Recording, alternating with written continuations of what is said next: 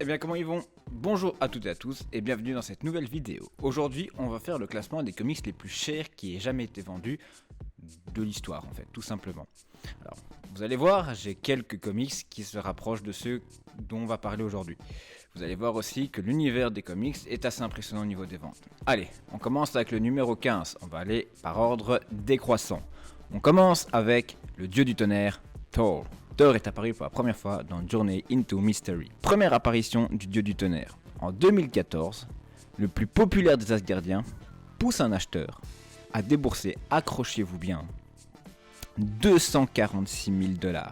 Ouais, avec ça vous pouvez acheter une maison. Numéro 14, Wiz Comics. Bon, c'est quoi Wiz Comics? C'est Shazam, tout simplement. Wiz Comics 2 correspond à la première apparition de Captain Marvel.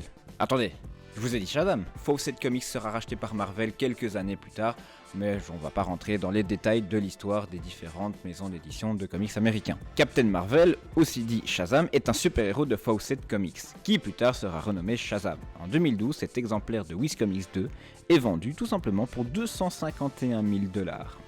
Petite histoire, DC Comics achète les droits d'édition de Captain Marvel et d'autres super-héros, et renomme tous les héros de cet univers. Numéro 13, The Fantastic Four. Alors évidemment, les 4 Fantastiques, vous l'avez deviné. Sans cet épisode 1 des 4 Fantastiques, l'univers Marvel tel que nous le connaissons n'aurait sans doute jamais existé. Ce sont les tout premiers super-héros de Marvel Comics. Premier numéro, première apparition, vous vous doutez bien qu'avec tout ça, le prix ne peut être que énorme. On est à 300 000 $ pour la vente du premier comics des 4 Fantastiques. Vous imaginez 300 000 $ aujourd'hui, donc on est en 2014, compté avec l'inflation. Je crois que c'est pas mal. Numéro 12, The Incredible Hulk, ou juste Hulk, ça fonctionne très bien aussi. Hulk est un personnage dont la cote grimpe.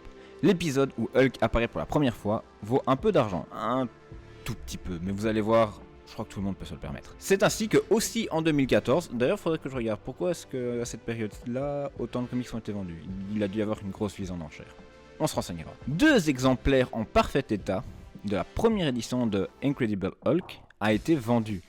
Et c'est pas moins de 290 000 $.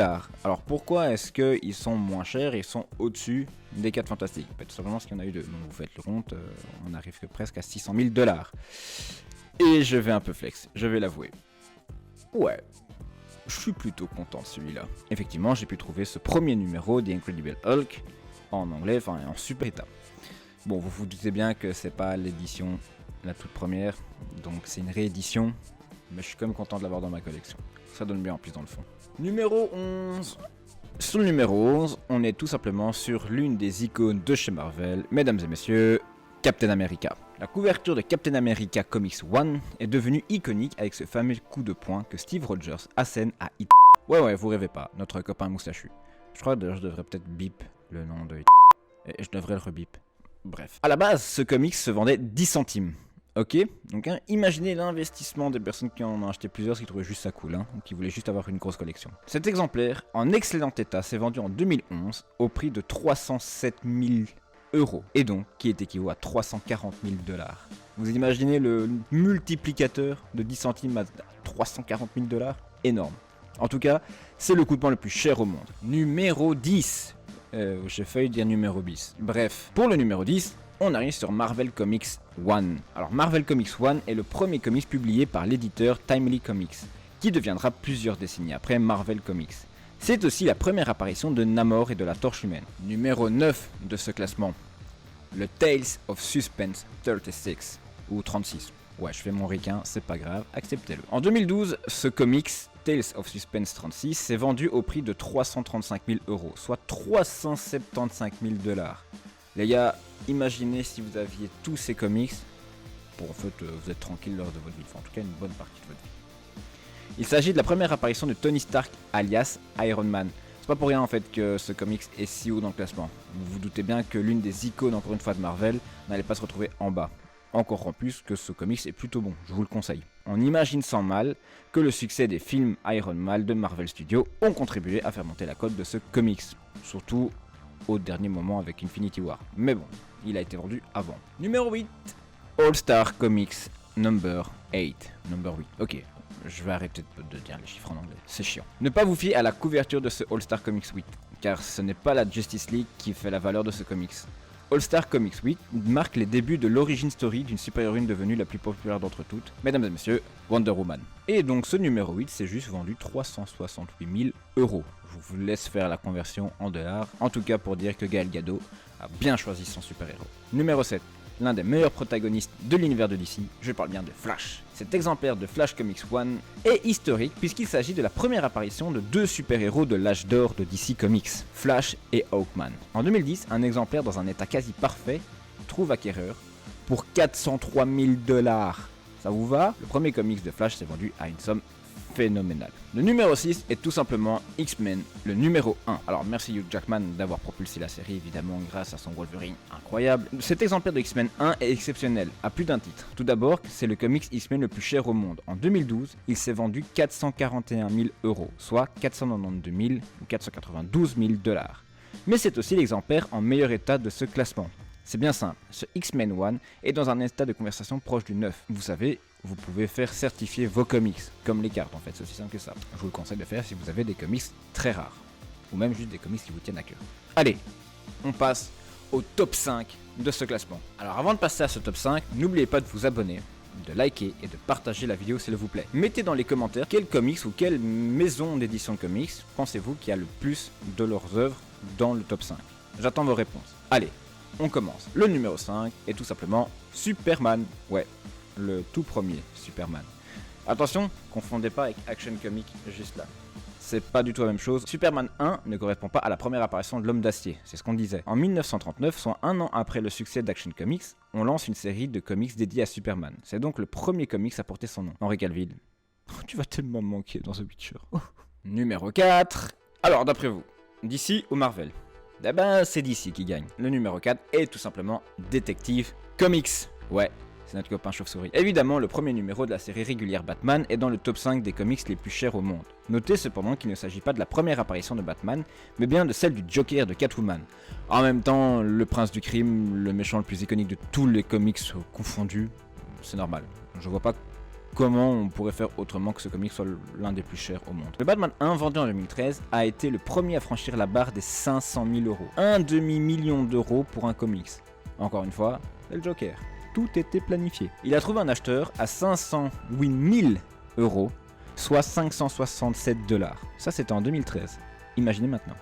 Allez, numéro 3. On arrive dans le top 3. On peut pas faire plus haut, ça va être très difficile de les battre un jour. D'après vous, qu'est-ce que c'est? Un Marvel? Un DC? On est dans le top 3. Peut-être, peut-être pas.